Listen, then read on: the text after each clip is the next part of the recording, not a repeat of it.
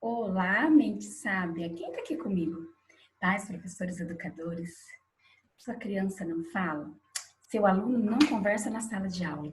Ou seu filho não fala na escola ou em algum ambiente? Vamos falar sobre isso? O que é isso, Edilene? Eu sou Edilene Geres, pedagoga, psicopedagoga, e vou tratar desse assunto aqui com você. Algumas dicas para você entender, porque isso é um tema pouco conhecido. Mas isso tem nome. Eu recebi nas minhas redes sociais esses dias uma mãe perguntando para mim o que poderia ser, se eu identifiquei isso já na sala de aula, se eu conheço, porque o filho dela não conversa na sala de aula. Ele vai para a escola, não se recusa, porém lá no ambiente escolar ele não fala, não conversa. O que é importante a gente saber? Isso tem um nome, isso é um transtorno e isso precisa ser ajudado a criança. É um transtorno chamado mutismo seletivo. O que é isso? É esse bloqueio, essa dificuldade que a criança tem. Pode também ser em adolescentes, em adultos, tá? Porque se isso for demorado para ser identificado, isso vai levando na vida aí da pessoa. Por que que pode ser dificultado aí ou não diagnosticado? Porque ele é muito associado também e confundido com a timidez. Mas o mutismo seletivo não é timidez, ele é um transtorno.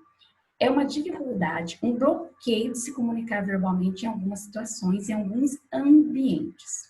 Então aí, seu filho conversa normalmente na sua casa, em alguns lugares ele conversa normalmente com uma criança aí normal de fala, usa fala, mas em alguns locais ele não fala. Isso é o mutismo verbal. Mutismo vem da palavra, vem do significado aí de mutismo mudo.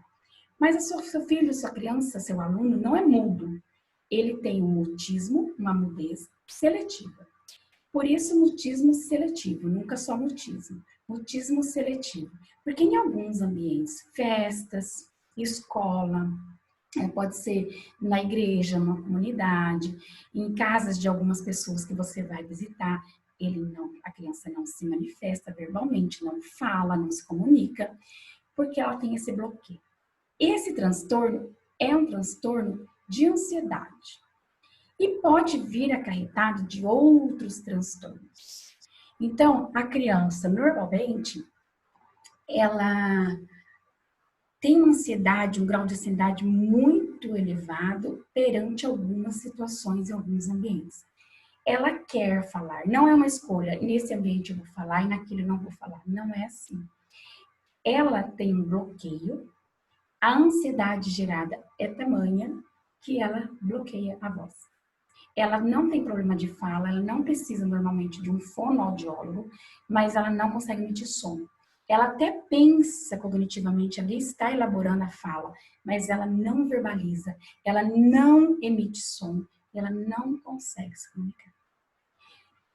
Não é uma escolha da criança, isso é importante a gente saber. Gera sofrimento tanto para a criança como para quem convive, seja na escola, seja na família, quem está. Porque normalmente se pede para a criança falar muito, faz muita pergunta para a criança e fica insistindo para ela falar. Isso é uma coisa negativa de se fazer. Vamos evitar forçar a criança a falar. Vamos identificar que esse mutismo é diferente de ansiedade. Ansiedade, a criança, ela fica ansiosa, ela começa sentindo, conhecendo o ambiente, e depois ela vai se soltando e isso fica normal. O mutismo não. O mutismo a criança vai ficar ali meses a fio e você não vê uma melhora nisso. Então, aí já é um sinal que a gente tem que buscar ajuda sim. E como que a gente pode ajudar essa criança? Com tratamento psicológico, porque ela precisa de um tratamento psicológico para entender e compreender toda essa situação. E em alguns casos, medicação, aí na parte que você tem que acompanhar com um psiquiatra, um neuropsiquiatra, que seja. Porque um transtorno pode vir acarretado de outros. E se essa ansiedade é tamanha, é grande, já tem um grau elevado, a criança sem a medicação não vai, ou um adulto, né, não vai conseguir nos ambientes aí e se desenvolvendo. E isso vai gerando ansiedade, baixa autoestima, todo mundo fica falando, perguntando. Tem um engenheiro, chama Arthur, e ele identificou o autismo no seu filho. Ele escreveu um livro que se chama O Gato Não Comeu Sua Língua, que é justamente isso. É uma fala, é uma expressão que a gente usa muito com as crianças que não se manifestam em linguagem verbal. A gente fica brincando, né? E isso é muito ruim para quem tem mutismo, principalmente. Quem tem ansiedade vai conseguir lidar com isso e logo resolve. O mutismo vai se agravando. Porque você fala, o gato comeu sua língua, você não fala, o gato comeu sua língua.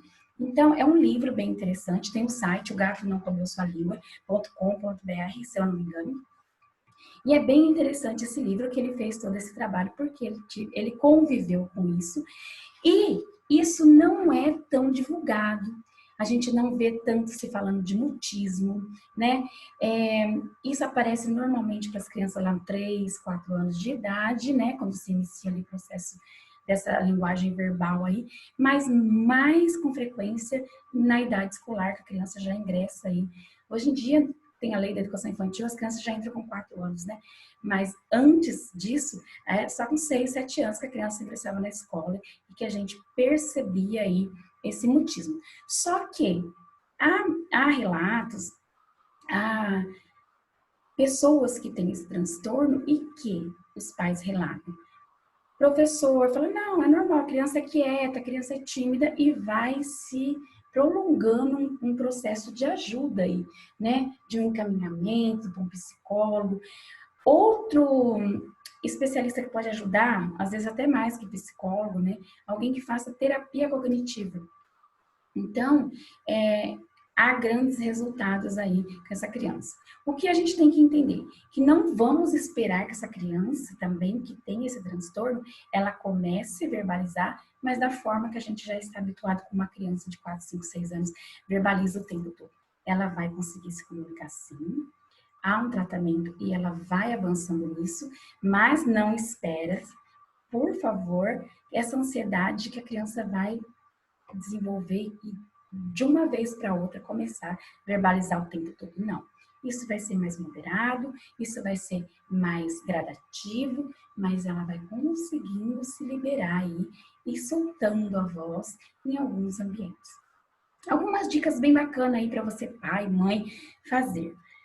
Acompanhar seu filho bastante na escola, conversar com a professora e o que é bacana, né? Fora esse encaminhamento para um psicólogo, um psiquiatra, neuropsiquiatra, para um terapeuta, para auxiliar seu filho nesses ambientes, é você começar a fazer um grupo de amigos escolares.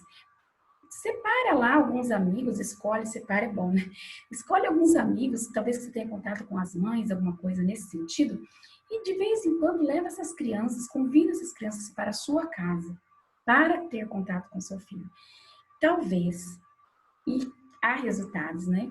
Conforme você for fazendo isso, essa interação, ele já vai tendo um pouquinho mais de liberdade, um pouquinho mais de tranquilidade e ganhando um pouco mais de confiança nessa ansiedade, para esse grupo pequeno de crianças.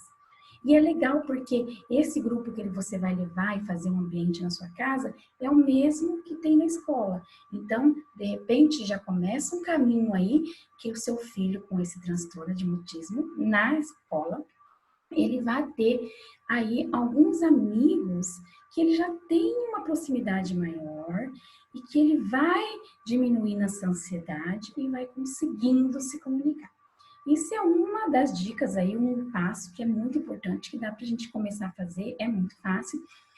Converse bastante com a professora, com a escola, com a coordenação, direção, para que eles também saibam desse movimento que você está fazendo e essas crianças, esse grupinho que a gente vai formando de amigos aí que também vai ter contato no seu ambiente familiar, na sua casa, para ter mais proximidade com seu filho, com a sua filha, também na escola.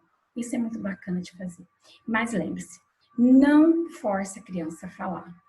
Respeite, continue falando normalmente, ela está te ouvindo. Ela até tem vontade de se comunicar. Porém, ela tem um bloqueio verbal de um transtorno de ansiedade muito grande e você pode ajudá-la sim com algumas dicas que eu passei aqui, mas se informe mais, agora você já sabe por que caminho seguir e quem pode te ajudar. Eu espero ter colaborado e ter trazido um pouquinho mais de conhecimento e reflexão para você ajudar seu aluno, seu filho e você nesse processo.